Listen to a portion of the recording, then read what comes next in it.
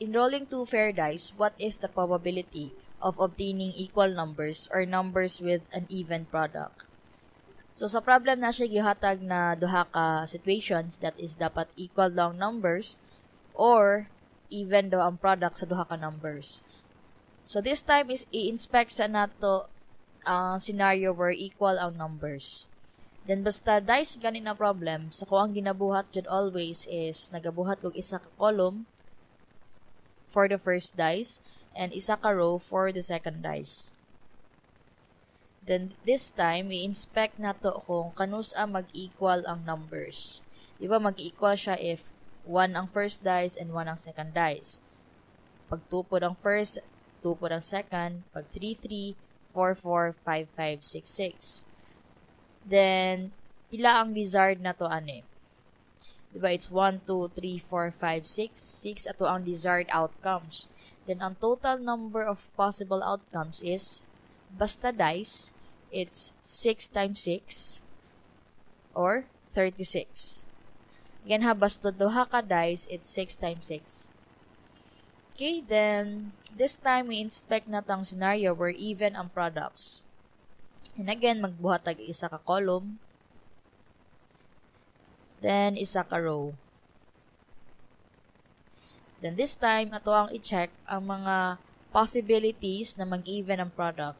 So, mag-even siya if 1 times 2, 2 times 2, 3 times 2, 4 times 2, and so on. Okay? Mag-even po siya if 1 times 4, 2 times 4, 3 times 4, 4 times 4, 5 times 4, and 6 times 4. And as well as if mag-times ka og 6. Okay, so muna na siya tanan. Then, ato ang desired for this scenario is, i-count lang ninyo ang mga x, that is 1, 2, 3, 4, 5, 6, 7, 8, 9, 10, 11, 12, 13, 14, 15, 16, 17, 18, 19, 20, 21, 22, 24, 25, 26, 27. 27 ato ang desired outcomes. Then, still, ang total number of possible outcomes is 36. And by the way, guys, ang answer sa problem is 0.833. Okay? So, since na natin nakuha na duha ka desired and total, try na nato add ang duha ka possibilities. Try na to ang duha ka probabilities. So, para sa even, that is 6 over 36, plus para sa, ganina da is para sa equal, then this time para sa even, that is 27 over 36. Ito ang answer ani is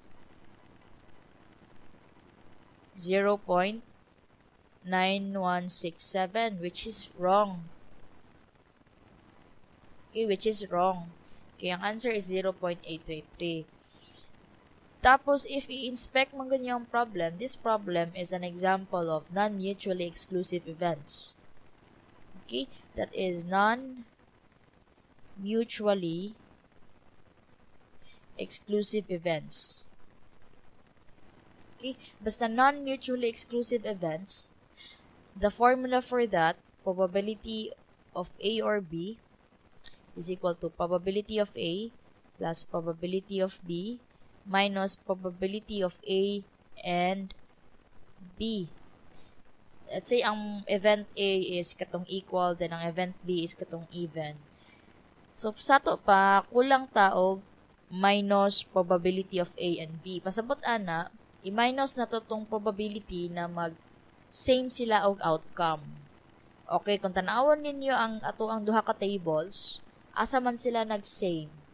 Diba sa 2, 2, sa 4, 4, ug sa 6, ug 6.